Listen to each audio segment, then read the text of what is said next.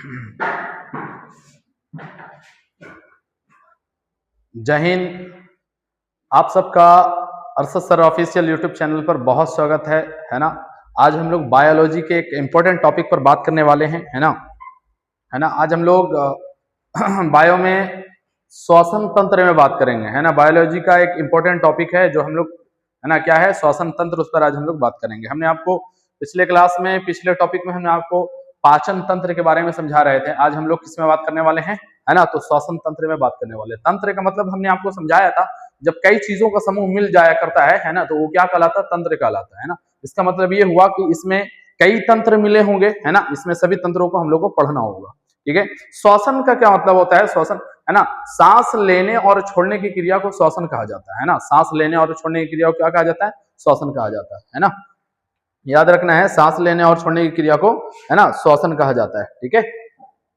यह एक प्रकार की ऑक्सीकरण अभिक्रिया है। कैसी अभिक्रिया है? ऑक्सीकरण अभिक्रिया है। याद रखना है कि श्वसन कैसी अभिक्रिया है? एक प्रकार की ऑक्सीकरण अभिक्रिया है। क्यों? क्योंकि इसमें ऑक्सीजन की अभी जरूरत होती है। बिना ऑक्सीजन के यह क्रिया नहीं हो सकती है। इसमें ऑक्सीजन की जरूरत होती है ना, इसलिए यह एक प्रकार की कैसी अभिक्रिया है? ऑक्सीकरण अभिक्रिया, है ना। श्वसन के फलस्वरूप हमें ऊर्जा और ऊष्मा मिलती है ना। क्या मिलती है? श्वसन के फलस्वरूप जब हम लोग श्वसन करते हैं तो हमारे शरीर में ऊर्जा निर्माण होती है, हमारे शरीर में ऊर्जा बनती है ना, और साथ साथ ऊष्मा भी, है ना। ऊर्जा और ऊष्मा को, है ना, ऊर्जा और ऊष्मा, है ना, ऊष्मा बने रहने का हमारे शरीर में दो कारण होता है। हमारे शरीर में ऊष्मा बने रहने का दो कारण होता है। पहला होता है श्वसन की क्रिया, है ना, और दूसरा होता है रक्त का परिसंचरण, है ना, खून का परिसंचरण। हमारे शरीर में जो खून दौड़ रहा है, दो कारण होता है ना। इसलिए हमारे शरीर में ऊष्मा बनी रहती है। जब तक श्वसन की क्रियाएं होगी, है ना, हमारे शरीर में ऊष्मा बनी रहेगी। जब तक रक्त का परिसंचरण तंत्र होगा, हमारे शरीर में ऊष्मा बनी रहेगी। जैसे ही श्वसन की क्रिया रुक जाएगी, जैसे ही रक्त का परिसंचरण तंत्र रुक जाएगा, तब हमारा शरीर में ऊष्मा नहीं बनेगी, हमारा शरीर ठंडा पड़ जाएगा। जैसे इंसान मर जाता है तो दोनों चीज खत्म हो जाती है, सांस भी लेना बंद हो जाता है और रक्त का परिसंचरण तंत्र भी बंद हो जाता है। इसलिए हमारा बॉडी क्या हो जाता है? ठंडी हो जाती है, खाली हो जाती है, ठीक है। यह एक प्रकार की अपचायिक क्रिया है। कैसी क्रिया है? अपचायिक। श्वसन एक प्रकार की अपचायिक क्रिया है ना। अपचायिक का मतलब होता है, इंग्लिश में बोलते हैं कैटाबोलिक। कैटाबोलिक का मतलब होता है किसी चीज को तोड़ देना, किसी चीज को तोड़ना कैटाबोलिक कहलाता है, और किसी चीज को जोड़ देना, है ना, एनाबोलिक कहलाता है। तो श्वसन एक प्रकार की अपचायिक क्रिया, मतलब श्वसन एक प्रकार की कैटाबोलिक क्रिया है ना। चलिए, तो हम लोग बात कर रहे थे इसमें, ठीक है। अगली बात है, हम लोग श्वसन अंग के बारे में बात करेंगे। श्वसन अंग, है ना। हम लोग हम सभी जीव तो स्तनधारी होते हैं, है ना। कैसे होते हैं? स्तनधारी। तो इसमें हम लोग सबसे पहले बात करेंगे कि हमारा श्वसन अंग क्या होता है ना। जब हम लोग बचपन में थे, बच्चे थे, तो हम लोग सोच रहे थे कि हम लोग जो सांस लिया करते हैं वो नाक से लिया करते हैं, है ना। या फिर कभी कभी ऐसा है कि नाक को चाप के देख रहे हैं, मुंह, है ना, नाक को ऐसे चाप के देख रहे हैं तो मुंह से सांस चली जा रही है। हालांकि ये दोनों हमारा श्वसन अंग नहीं है ना। ना हमारे श्वसन अंग, ना हमारा नाक है, ना ही हमारा मुंह है। ये दोनों हमारे श्वसन अंग नहीं है, बस ये एक श्वसन मार्ग है। यह एक प्रकार का सिर्फ रास्ता है, श्वसन अंग नहीं। ये इस प्रकार का रास्ता है जिसके माध्यम से सांस जो है ना, अंदर जाती है और बाहर आती है ना। अंदर जाती है और कार्बन डाइऑक्साइड जो है उसके माध्यम से बाहर आता है, ठीक है। तो यह एक प्रकार का सिर्फ रास्ता है। श्वसन अंग जो है हमारा, वह है फेफड़ा, है ना। फेफड़े के माध्यम से हम लोग सांस लेते हैं। जैसे छोड़ते भी हैं फेफड़े के माध्यम से और लेते भी हैं फेफड़े के माध्यम से, है ना। तो हमारा श्वसन अंग, मनुष्यों का श्वसन अंग कौन है? तो फेफड़ा है ना। क्या है? फेफड़ा है। नाक और मुंह सिर्फ एक मार्ग है, एक रास्ता है ना, सांस को आने और जाने का, ठीक है।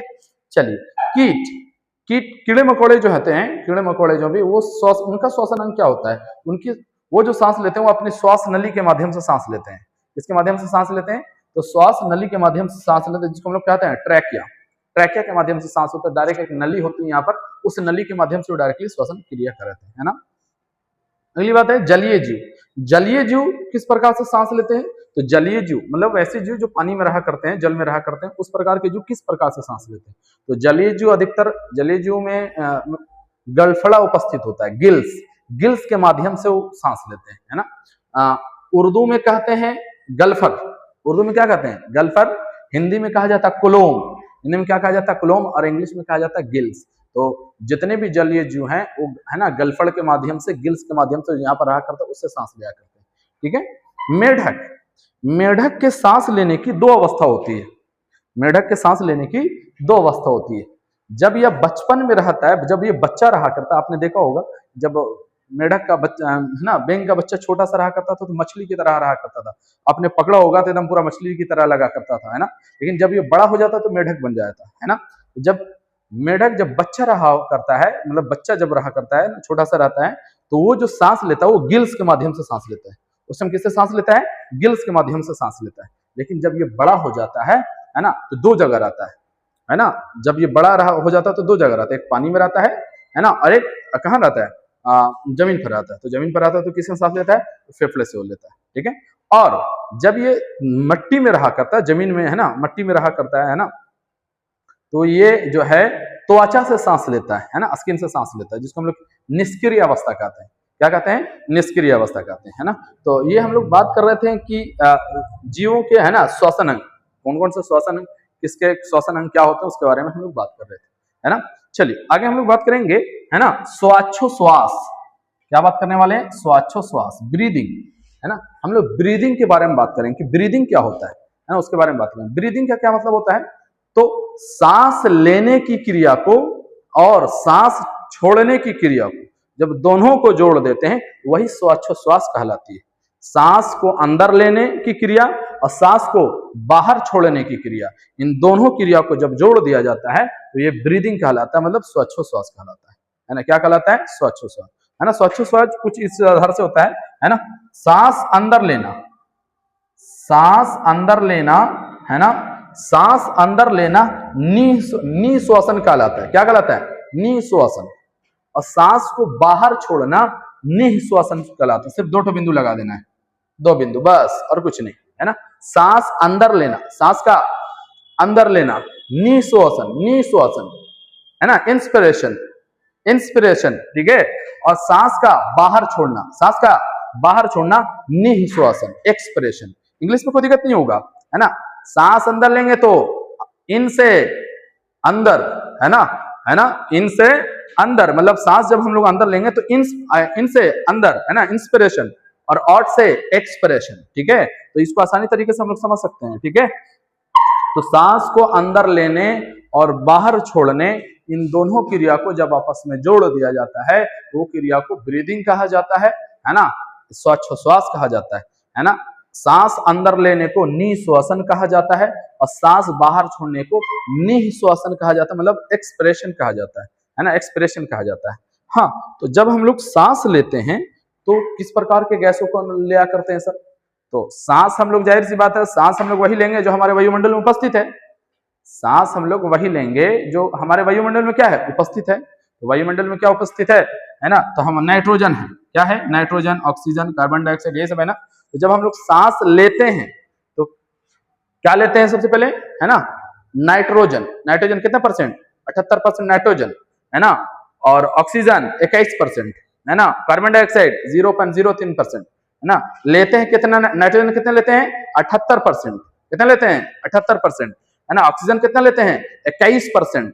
कार्बन डाइऑक्साइड कितने लेते हैं? तो 0.03%, 0.03%। छोड़ते कितने हैं? तो बस सिर्फ और सिर्फ 4% कार्बन डाइऑक्साइड और ऑक्सीजन में की गड़बड़ी होती है, बाकी सब बेहतर, सब ठीक रहता है, ठीक है ना। नाइट्रोजन कितने लेते हैं? 78%।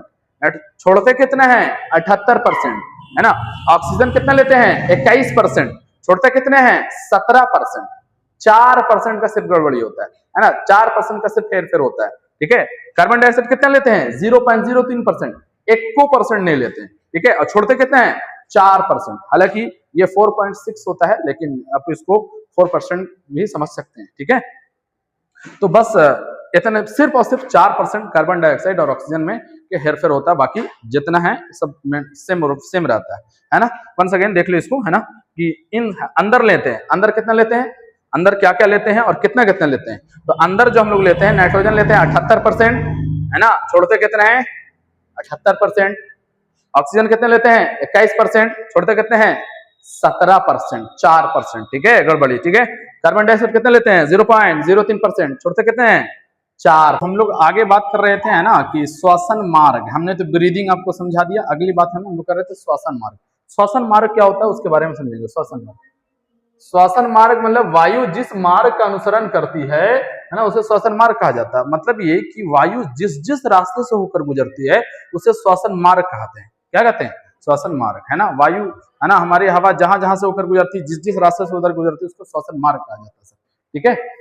इसके कुछ 10 स्टेप होते हैं। श्वसन मार्ग के कुछ 10 स्टेप होते हैं। सबसे पहला होता है नासा छिद्र। सबसे पहले क्या होती है? नासा छिद्र। ये वाले हिस्से को कहते हैं नासा छिद्र, है ना। इसमें बाल होता है। क्या होता है? बाल, है ना। ये क्या करता है? तो ये हमारे नाक में कुछ धूल कर ना जाए, इसको रोकने का काम करता है ना। ये इसमें बाल होता है। ठीक है। दूसरा होता है इसका नासा कपाट। दूसरा हिस्सा क्या होता है? नासा कपाट। ये वाले हिस्से को बोला जाता है। ये वाले हिस्से को अगर आप इसमें यहाँ पर मांगे तो चोट भी लगता है कस के। ठीक है। इसको नासा कपाट कहा जाता है। ठीक है।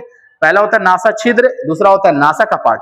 इसके अंदर चिपचिपी लिक्विड होती है, चिपचिपा द्रव टाइप का होता है, जिसको हम लोग म्यूकस कहते हैं। क्या कहते हैं? है ना, म्यूकस। म्यूकस, इसमें इसके अंदर एक लिक्विड होती है जिसको हम लोग क्या कहते हैं? म्यूकस। क्या कहते हैं? म्यूकस कहते हैं सर। ठीक है। कभी कभी ऐसा होता है कि ये हमारा जो बाल है कुछ कुछ धूल कण को नहीं रोक पाता है और वो अंदर चला जाता है, तो उस म्यूकस में जाके सड़ जाता है। जब सड़ जाता है कुछ दिन के बाद क्या होता है? सूख जाता है। तो सूख जाता है तो आप उसको क्या करते हैं? खखोर के निकाल देते हैं। इसको नकटी कहते हैं। क्या कहते हैं हम भाषा में? नकटी। ठीक है। चलिए अगला भाग, पहला क्या था? है ना, नासा छिद्र, ये वाला भाग। दूसरा नासा कपाट।